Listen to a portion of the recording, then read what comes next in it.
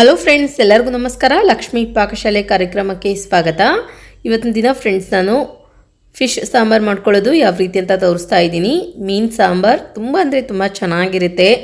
ಈ ಹೊನ್ನಾವರ ಮಂಗಳೂರು ಕಡೆ ಎಲ್ಲ ಫ್ರೆಂಡ್ಸ್ ನಾವು ಯಾವ ರೀತಿಯಾಗಿ ಫಿಶ್ ಸಾಂಬಾರನ್ನ ಮಾಡ್ಕೊಳ್ತಾರೆ ಅನ್ನೋದನ್ನು ಈ ವಿಡಿಯೋದ ಮುಖಾಂತರ ತೋರಿಸ್ಕೊಟ್ಟಿದ್ದೀವಿ. ಕೆಲವೊಬ್ಬರಿಗೆ ಫಿಶ್ ತಿನ್ನೋದಕ್ಕೆ ಇಷ್ಟ ಇರುತ್ತೆ, ಮಾಡೋ ವಿಧಾನ ಗೊತ್ತಿರಲ್ಲ, ಅಂಥವ್ರಿಗೆ ತುಂಬ ಹೆಲ್ಪ್ ಆಗುತ್ತೆ ವಿಡಿಯೋ. ತುಂಬ ಅಂದರೆ ತುಂಬ ಟೇಸ್ಟಿಯಾಗುತ್ತೆ. ನಾನು ನಿಜವಾಗ್ಲೂ ಟೇಸ್ಟ್ ಮಾಡಿಬಿಟ್ಟು ಹೇಳ್ತಾ ಇದ್ದೀನಿ, ಅಷ್ಟು ರುಚಿಕರವಾಗಿದೆ. ಖಂಡಿತ ನೀವು ಕೂಡ ತಪ್ಪದೆ ಒಂದು ಸಲ ಈ ಥರ ಫಿಶ್ ಸಾಂಬಾರನ್ನ ಟ್ರೈ ಮಾಡಿ ಅಂತ ಹೇಳ್ತಾ ಬನ್ನಿ. ಹಾಗಿದ್ರೆ ಇದನ್ನು ಮಾಡೋದು ಯಾವ ರೀತಿ ಅಂತ ನೋಡೋಣ.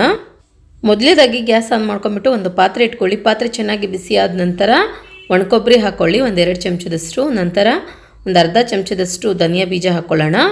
ಎರಡೂ ಪದಾರ್ಥಗಳನ್ನು ಚೆನ್ನಾಗಿ ಸ್ವಲ್ಪ ಹುರಿದ್ಕೊಳ್ಬೇಕಿದೆ ನಮ್ಮ ಮೊದಲಿಗೆ.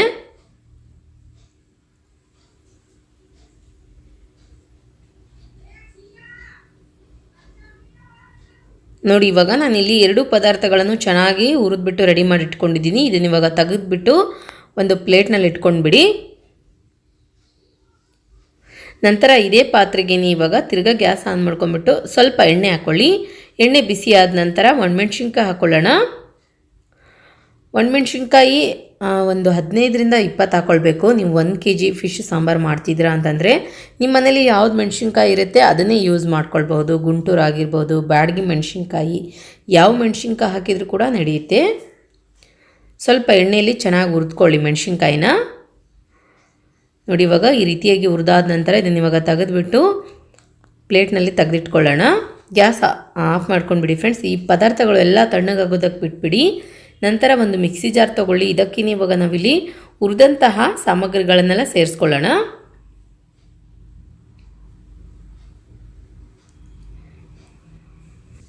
ನಂತರ ಇದ್ರ ಜೊತೆಯಲ್ಲಿ ನಾವಿವಾಗ ಹುಣಸೆಹಣ್ಣು ಹಾಕ್ಕೊಳ್ಳೋಣ. 1.5 ಚಮಚದಷ್ಟು.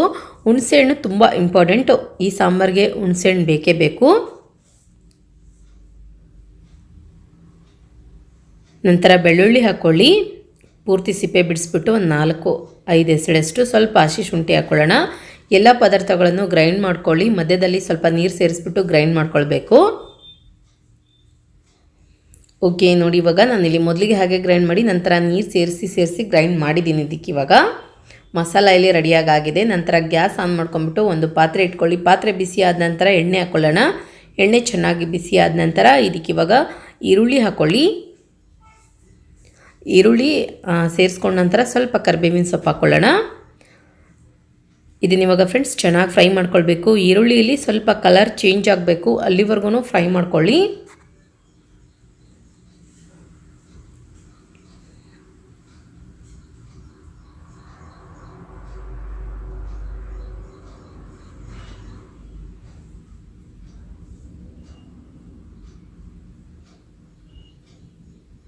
ನೋಡಿ, ಈರುಳ್ಳಿಲಿ ಕಲರ್ ಚೇಂಜ್ ಆದ ನಂತರ ಇದಕ್ಕೆ ಇವಾಗ ಒಂದು ಚಿಟಿಕೆಯಷ್ಟು ಅರಿಶಿನ ಪುಡಿ ಹಾಕ್ಕೊಳ್ಳಿ.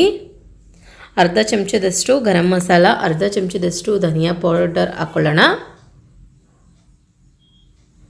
ಇದನ್ನ ಇವಾಗ ತಿರ್ಗಾ ಒಂದ್ಸಲ ಚೆನ್ನಾಗಿ ಫ್ರೈ ಮಾಡ್ಕೊಳ್ಳಿ.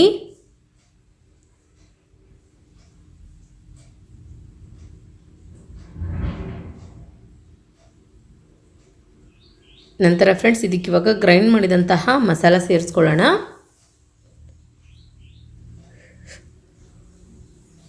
ಮಸಾಲ ಸೇರಿಸ್ಕೊಂಡ ನಂತರ ನೋಡಿ ಒಂದ್ಸಲ ಇದನ್ನು ಚೆನ್ನಾಗಿ ಫ್ರೈ ಮಾಡ್ಕೊಳ್ಳಿ. ಮಸಾಲ ಸ್ವಲ್ಪ ಚೆನ್ನಾಗಿ ಕುದಿ ಬಂದುಬಿಟ್ಟು ಮೇಲ್ಗಡೆ ಎಣ್ಣೆ ತೇಲ್ಬೇಕದು, ಅಲ್ಲಿವರೆಗೂ ಸ್ವಲ್ಪ ಚೆನ್ನಾಗಿ ಕುದಿಸ್ಕೊಳ್ಳಿ.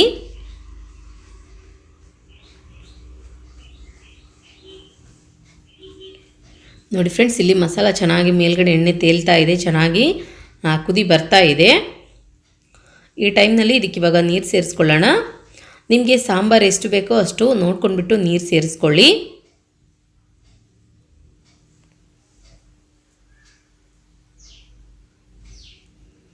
ನೀರು ಸೇರಿಸ್ಕೊಂಡ ನಂತರ ನೋಡಿ ಒಂದ್ಸಲ ಇದನ್ನು ಚೆನ್ನಾಗಿ ಮಿಕ್ಸ್ ಮಾಡ್ಕೊಳ್ಳೋಣ.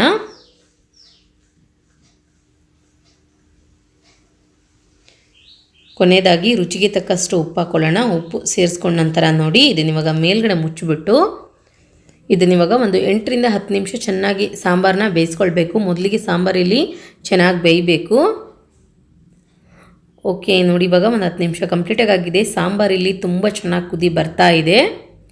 ಫಿಶ್ ಹಾಕಿಬಿಟ್ಟು ಜಾಸ್ತಿ ಹೊತ್ತು ಕುದಿಸ್ಕೊಳ್ಬಾರ್ದು ಫ್ರೆಂಡ್ಸ್ ಸಾಂಬಾರನ್ನ. ಸೊ ಅದಕ್ಕೇ ಮೊದಲಿಗೆ ಚೆನ್ನಾಗಿ ಕುದಿಸ್ಕೊಂಡ್ಬಿಟ್ಟು ರೆಡಿ ಮಾಡ್ಕೊಂಡ್ಬಿಡಿ ಸಾಂಬಾರನ್ನ. ನಂತರ ನಾನಿಲ್ಲಿ ಇದಕ್ಕಿವಾಗ ಫಿಶ್ ಹಾಕ್ತಾಯಿದ್ದೀನಿ. ಫಿಶ್ಶು ಒಂದು 700 ಗ್ರಾಮ್ನಷ್ಟಿದೆ. ಇದು ಅರ್ಧ kg ಮೇಲೆ ಸ್ವಲ್ಪ ಜಾಸ್ತಿ ಇದೆ. ಫಿಶ್ನ ನೀವು ಸ್ಮೆಲ್ ಇರಬಾರ್ದು ಅಂತಂದರೆ ಫ್ರೆಂಡ್ಸ್ ಸ್ವಲ್ಪ ಸಾಲ್ಟ್ ಹಾಕ್ಬಿಟ್ಟು ಚೆನ್ನಾಗಿ ವಾಶ್ ಮಾಡ್ಕೊಳ್ಳಿ. ಒಂದು 3 4 ಸಲ. ಫಿಶ್ ಏನು ಸ್ಮೆಲ್ ಬರಲ್ಲ. ಗ್ಯಾಸ್ ಫ್ಲೇಮ್ ಪೂರ್ತಿ ಕಡಿಮೆ ಇಟ್ಬಿಟ್ಟು ಫಿಶ್ ಹಾಕ್ಕೊಳ್ಳಿ. ಇದಕ್ಕೆ ಫಿಶ್ ಸೇರಿಸ್ಕೊಂಡ ನಂತರ ನೋಡಿ ಇಮಿಡಿಯೇಟಾಗಿ ಮಿಕ್ಸ್ ಮಾಡ್ಕೊಳ್ಬಾರ್ದು. ಸ್ವಲ್ಪ ಅದನ್ನು ಕುದಿಯೋದಕ್ಕೆ ಬಿಟ್ಬಿಡಿ.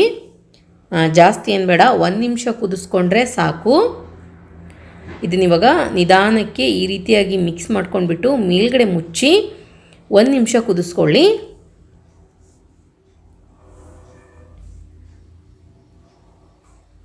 ಓಕೆ, ಇವಾಗ 1 ನಿಮಿಷ ಕಂಪ್ಲೀಟಾಗಿ ಆಗಿದೆ. ಚೆಕ್ ಮಾಡ್ಕೊಳ್ಳೋಣ. ನೋಡಿ ಫ್ರೆಂಡ್ಸ್, ಇವಾಗ ಫಿಶ್ ಇಲ್ಲಿ ತುಂಬ ಚೆನ್ನಾಗಿ ಬೆಂದಿದೆ ಒಳಗಡೆನೆ. ಸಾಂಬಾರಿನಲ್ಲಿ ತುಂಬ ಬಿಸಿ ಇರುತ್ತಲ್ವ ಸಾಂಬಾರು, ಅದರ ಜೊತೆಲೇ ಬೆಂದ್ಬಿಡುತ್ತೆ.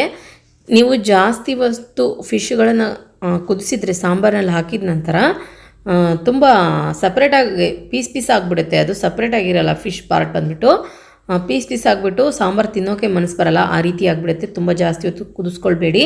ಇದಕ್ಕಿವಾಗ ಕೊನೆಯದಾಗಿ ಸ್ವಲ್ಪ ಕೊತ್ತಂಬರಿ ಸೊಪ್ಪು ಹಾಕ್ಕೊಳ್ಳಿ. ಕ್ಲೀನಾಗಿ ವಾಶ್ ಮಾಡಿ ಕಟ್ ಮಾಡ್ಕೊಂಡ್ಬಿಟ್ಟು ಬಿಸಿ ಇರುವಾಗಲೇ ಫ್ರೆಂಡ್ಸ್ ನೀವು ಸರ್ವ್ ಮಾಡ್ಕೊಳ್ಳಿ. ರೊಟ್ಟಿಗಾಗಿರ್ಬೋದು, ಚಪಾತಿಗಾಗಿರ್ಬೋದು, ರೈಸ್ಗೆ, ರಾಗಿ ಮುದ್ದೆಗೆ ಎಲ್ಲದಕ್ಕೂ ಪರ್ಫೆಕ್ಟಾಗಿ ಸೂಟ್ ಆಗುತ್ತೆ ಫಿಶ್ ಸಾಂಬಾರು ಬಂದುಬಿಟ್ಟು. ಓಕೆ, ನೋಡಿದ್ರಲ್ಲ ಯಾವ ರೀತಿಯಾಗಿ ನಾವು ತುಂಬ ಇನ್ಸ್ಟೆಂಟಾಗಿ ತುಂಬ ಟೇಸ್ಟಿಯಾಗಿ ಮಂಗಳೂರು ಕಡೆ ಫಿಶ್ ಸಾಂಬಾರು ಮಾಡ್ಕೊಳ್ಳೋದಂತ. ನಾನು ಮಾಡಿರೋ ಈ ರೆಸಿಪಿ ನಿಮಗೆ ಇಷ್ಟ ಆಗಿದ್ರೆ ಪ್ಲೀಸ್ ಲೈಕ್ ಮಾಡಿ, ಶೇರ್ ಮಾಡಿ, ಕಮೆಂಟ್ ಮಾಡಿ. ಇನ್ನಷ್ಟು ಈಸಿ ರೆಸಿಪೀಸ್ಗಾಗಿ ನಮ್ಮ ಲಕ್ಷ್ಮೀ ಪಾಕಶಾಲೆ ಚಾನಲ್ಗೆ ಸಬ್ಸ್ಕ್ರೈಬ್ ಆಗೋದು ಮಾತ್ರ ಮರಿಬಾರ್ದು. ಮತ್ತೆ ಒಂದು ಇಂಟ್ರೆಸ್ಟಿಂಗ್ ರೆಸಿಪಿ ಒಂದಿಗೆ ಬರ್ತೀನಿ ಮುಂದಿನ ಸಂಚಿಕೆಯಲ್ಲಿ. Keep watching. Thank you. Bye.